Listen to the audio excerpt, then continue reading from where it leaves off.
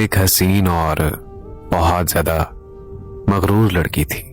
मैं एक वो लड़की थी जिसको सिर्फ अपने आप में रहना बहुत ज्यादा पसंद था। मैं एक ऐसी लड़की थी जो कि अपने काबिल किसी को भी नहीं समझती थी। फिर एक शख्स मेरी जिंदगी में आया जो कि वो लड़का इस्लामाबाद का रहने वाला था। हम दोनों बात करते रहे और देखते ही देखते उस लड़के को मुझसे बेपनाह मोहब्बत हो गई। वो लड़का मुझे भी बहुत ज्यादा अच्छा लगने लगा था। ऐसी बात नहीं है कि मैं उससे मोहब्बत नहीं करती थी, लेकिन हमारे बात करने के दौरान हमारी बात बात पर उससे लड़ाई हो जाया करती थी। और जब मैं उससे लड़ती थी तो मैं उसे कुछ दिन के लिए छोड़ देती थी, क्योंकि मेरे घर में सिर्फ एक ही मोबाइल था और मेरे घर वाले मुझे बार बार पढ़ाई पर तवज्जो देने का कहते थे, जबकि हमारी बात रात में हुआ करती थी। पूरा दिन घर वाले मुझे हर वक्त बातें सुनाते रहते थे कि मैं काम नहीं करती, मैं पढ़ती नहीं।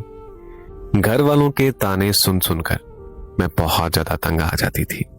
और जब रात का वक्त होता था और जब मैं उससे बात करती थी तो मैं अपने घर वालों का सारा गुस्सा उस लड़के पर निकालती थी। वो लड़का मेरी बातें सुन सुनकर परेशान हो गया। एक दिन ऐसा आया कि उस लड़के ने जहर खा लिया। उसके भाई उसे हॉस्पिटल ले गए। मैं बहुत ज्यादा परेशान हो गई थी कि ये उसने क्या कर दिया है। फिर उस दिन मेरी उसके भाई से बात हुई। उसके भाई ने मुझे बताया कि वो अब खतरे से बाहर है, उसकी हालत बिल्कुल ठीक है। अब ये वाकया होने के बाद मैं उससे बिल्कुल सही तरीके से बात करती थी। इस बात का मुझे नहीं पता कि उस लड़के ने जहर खाया भी था या फिर नहीं, अल्लाह बेहतर जानता है।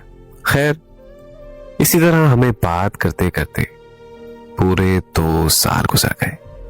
उस लड़के ने मुझे शादी करने के लिए प्रपोज कर दिया। उसने मुझे सीधा आकर कहा कि मैं तुमसे शादी करना चाहता हूं।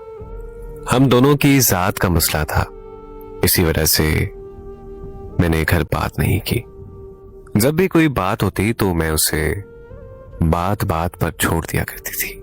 मेरी बातों से वो ऐसा तंग आया कि एक दिन ऐसा आया कि उसने मुझे छोड़ दिया। फिर उसने मुझे ऐसा छोड़ा कि उसके बाद फिर वो वापस कभी मुड़कर नहीं आया। उस लड़के के जाने के बाद मुझे ये एहसास हुआ कि मुझे उससे कितनी बेपनाह मोहब्बत है, पता नहीं क्यों। लेकिन बात करते करते अना आड़े आ जाती थी बीच में। मैंने खुद तो बहुत ज्यादा तकलीफ बर्दाश्त कर ली, लेकिन मैंने उससे मैसेज नहीं किया। वक्त गुजरने के साथ साथ मैं पागल होती जा रही थी। रातों को फूट फूट कर रोती थी। मेरी ऐसी हालत हो गई थी कि मुझे सर में दर्द बढ़ जाता था, मुझे चक्कर आते थे और बस मैं हर वक्त सोई रहती थी। मेरी किसी काम की कोई हालत नहीं रही। एक दिन मेरे अब्बा ने मुझे अपने पास बिठाया। मेरी हालत उनसे देखी नहीं गई। वालिदैन को तो पता चल जाता है कि उनकी औलाद क्या कर रही है और किस तकलीफ से गुजर रही है। मेरे अब्बा ने मुझे गले लगाकर पूछा कि बेटा क्या बात है। मेरे अब्बा ने कहा कि बेटा कोई बात तो है जो तुम मुझसे छुपा रही हो। मेरे दिल में आया कि आज मैं सब कह दूं। मैं अपने अब्बा के गले लगकर दिल खोल कर रोई। मेरे सब्र की वो आखिरी हद थी। फिर मैंने सोचा कि अब बताने का कोई फायदा नहीं है। यकीन जानो, आज भी मेरी आंखें तुम्हारा इंतजार कर रही हैं। मैंने तुम्हें भूलने के लिए काफी मोहब्बतें की। मुझे जिसमें भी दुख मिला मुझे तुम याद आते थे। आज मेरी ऐसी हालत है कि तुम्हें याद करते करते मेरी आंखें नम हो जाती हैं। आज उससे बिछड़े 4 साल हो गए हैं और ऐसी बात नहीं है कि लोग मुझे चाहते नहीं, लोग मुझे आज भी उतना चाहते हैं जितना 4 साल पहले चाहते थे। जो भी मुझे मिलता है मैं उन सब में तुम्हें तलाश करती हूं। आज मेरा यह कहना है कि एक मर्द साथ एतबार के काबिल नहीं है। मैं आज सब लड़कियों को कहना चाहूंगी कि लड़कियों, कुछ भी नहीं रखा मोहब्बत में। मुझे मोहब्बत ने पागल बना दिया है।